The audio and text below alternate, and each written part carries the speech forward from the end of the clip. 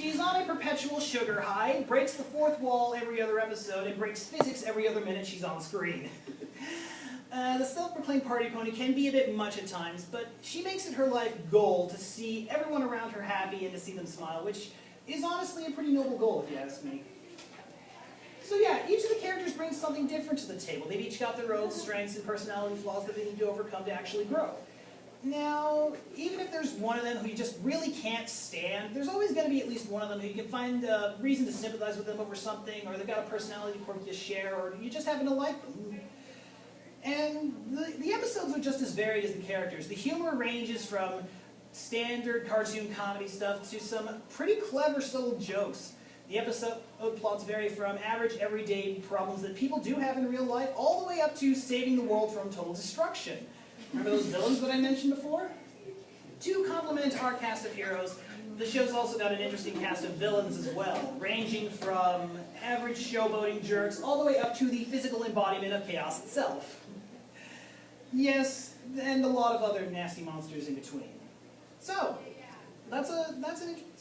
good qualifications, but with a brand name like My Little Pony, just how is the show going to be popular enough to be this big hit that it's supposed to be? Well, here's what happened. The show aired on the Hub network in October of 2010, and it immediately fell under fire from critics who were looking at the show's franchise title and instantly labeling it. A bunch of scathing internet articles began to circle around, and this attracted the attention of the image board site known as 4chan. People on the site decided to give the show a try, and to their great surprise, they found that they liked it. And when people on 4chan like something, they make memes out of it. Lots of memes. Eventually, however, a flame war erupted between the newly named Bronies, who were the fans of the show, and pony haters who just hated the show and everything to do about it. Eventually, it got so bad that 4chan banned everything pony-related from the site. This caused a lot of Bronies to flee the site and band together to form their own websites where they could enjoy the show and its fandom without dealing with opinionated jerks or internet trolls. Now, not only are these fans dedicated, but they're also really creative and talented people. They've created lots of really good fan art, some really well-written side stories and fanfics, and some pretty good fan music as well, which I would like to share with you right now. Oh, it didn't work, apparently.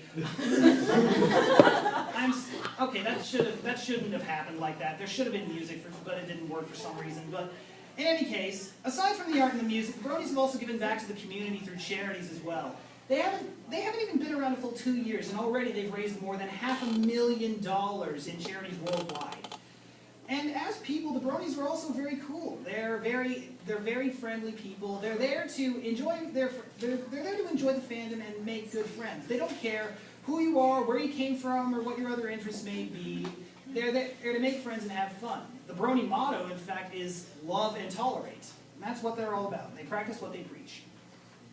So, basically, in conclusion, it sums up with My Little Pony is not a... Oh, crap. I'm sorry, I really botched this speech, and I'm going to apologize for it. Basically, we can sum up with the show is not some kind of tasteless bit to get money out of some.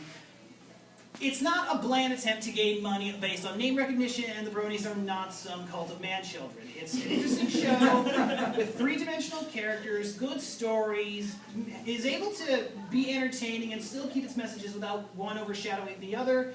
And the Brony community is full of great people who are always willing to give back to the community. They're good friends, and they're both worth checking out. Even if you don't like the show, it's even enough to meet some interesting people.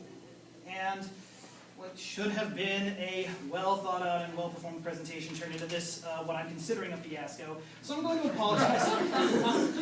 But then again, and considering how the rest of the year has gone, it was bound to happen sometime. So thank you everyone for being so patient with me. I'm sorry for all the interruptions, and thank you very much.